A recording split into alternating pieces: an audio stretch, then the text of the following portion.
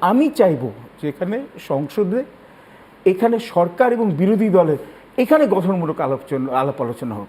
নিশ্চয়ই আগে কারা কী করেছে এটা একটা দোষারোপ তো এখানে বা একটা অ্যাকাউন্টেবিলিটির দরকার আছে, কিন্তু ভবিষ্যতে যে এরকম ভুলটা যাতে না হয়। এবং এটা তো হুট করে তো আপনার জ্বালানি সংকটটা এখানে হয়তো অত সহ্য হবে না, কিন্তু ভ্যাকসিনের ব্যাপারে তো আমাদের করতে হবে। তো আমাদের এইগুলো এখানে আমরা যে যখন গঠনমূলক কথাগুলো বলতে গেলে এরকম অনেক বোরিং হয়। আমরা একজন আরেকজনের আক্রমণাত্মক কথা বলি, আমরা সংস্কার বলি, এটা বলি। আপনি বলছেন যে না আগে সরকার দেয়, এটা কেউ একটা কনস্ট্রাকটিভ সলিউশন দেখ।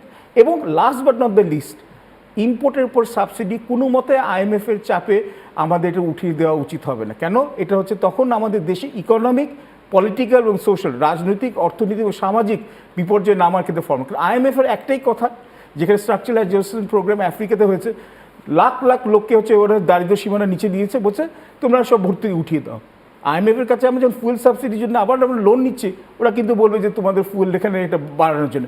কিন্তু এই সরকারের একটা এখানে সুবিধা আছে, মানে বাংলাদেশে আমাদের একটা সুযোগ আছে যে আমরা গণতান্ত্রিকভাবে একটা নির্বাচিত সরকার, গণতান্ত্রিক নির্বাচিত বিরোধী দল পেয়েছি, এবং এখন কিন্তু জনগণের রায় এটা ম্যান্ডেটেড হয়েছে।